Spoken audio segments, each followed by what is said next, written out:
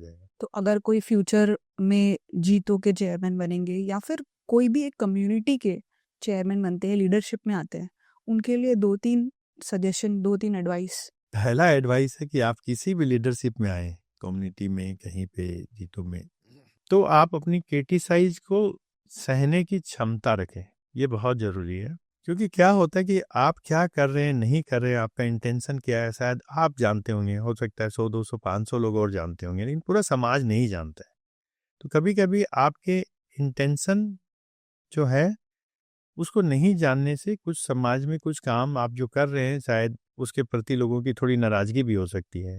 कभी होता है कि सही चीज कम्युनिकेट नहीं की है तो भी नाराजगी हो सकती है। तो आप अपना इंटेंशन सही रखें, और जब थोड़ा इस तरह की परिस्थिति आए तो आप उसको सहने की शक्ति रखें, क्योंकि जब आप काम सामने आ जाएगा तो फिर वो सारी चीजें चेंज हो जाएगी। जो आज आपके लिए कुछ बात कर रहे हैं वो फिर दूसरी बात करने लग जाएंगे। क्रिटिसिज्म को कैसे पर्सनली नहीं लिया जाए? कहना बहुत आसान है पर होना बहुत मुश्किल होता है। पर्सनली तो नहीं लेना चाहिए, लेकिन कहीं ना कहीं थोड़ा बहुत तो हम लोग ले ही लेते हैं। ये चीज खाली साधु संतों और धर्म के प्रति आप रुझान बढ़ाएंगे तभी ये कैपेसिटी बढ़ सकती है। इसके अलावा इसका कोई भी दूसरा उपाय नहीं। As a chairman, what is the hardest decision जो आपको लेना पड़ा था? सबसे हार्डेस्ट डिसीजन, ऐसे तो बहुत सारे चेयरमैन होते हुए डिसीजन हम लोग लेते हैं, शायद किसी को पसंद आए नहीं आए, लेकिन एज ए चेयरमैन जो मेरे लिए सबसे टफ टाइम था वो 7 अप्रैल की शाम का समय था। पासेस जो हम लोग नौकार मंत्र के लिए डिस्ट्रीब्यूट कर रहे थे, वो जो 3 घंटे का समय था मेरे लिए, उसमें शायद कोई ऐसा व्यक्ति था ही नहीं जिसने मेरे को क्रिटिसाइज नहीं किया होगा। क्योंकि किसी को जो 500 पास लेने आ रहे हैं उनको हम मुश्किल से 100-150 पास दे पा रहे थे, 200 पास दे पा रहे थे। मेंबर्स का भी कहना था कि भैया हम जीतो मेंबर्स हैं, हमको पास क्यों नहीं मिला। हम लोगों ने डिसाइड किया था कि जो पास आ रहे हैं, जो फर्स्ट कम फर्स्ट सर्व है, जितने होते हैं।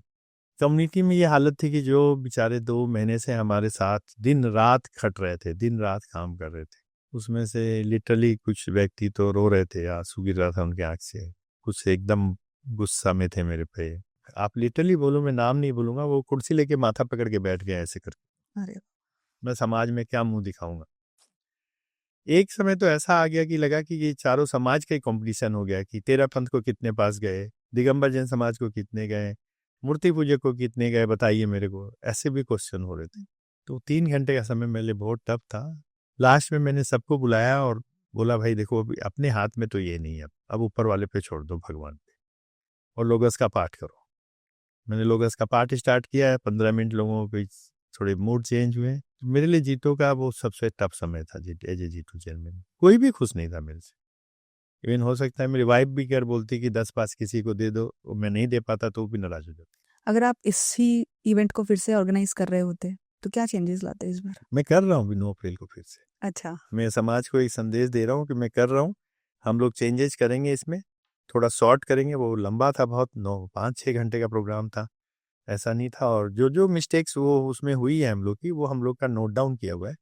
तो वो इस बार हम लोग उसको नहीं, एकदम धार्मिक रूप से करेंगे, क्योंकि ये एक ऐसी चीज है जिसने जैन समाज को एक जगह ला दिया। और ये नौकार मंत्र इतना महान मंत्र है कि इसको जैन क्यों, इसको जैन अजैन कोई भी व्यक्ति इसका लाभ पाठ करेगा तो उसको लाभ होगा। अब इसमें पूरा इसका हृदय इतना बड़ा है कि पूरा इसमें विश्व समाहित हो जाता है।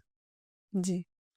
तो ये 9 अप्रैल को मैं फिर से कर रहा हूँ, और जितनी हम लोगों की मिस्टेक्स हुई है उसको हम लोग सुधारेंगे। बहुत से ऐसे लोग हैं जो कुछ हद तक सक्सेसफुल हुए हैं या अपनी ज़िंदगी में अब चाहते हैं कि I want to give back to the society, चाहे वो जैन हो या ना हो, पर सोसाइटी को फिर से देना चाहते हैं, पर उनको नहीं पता कहाँ से शुरू करें।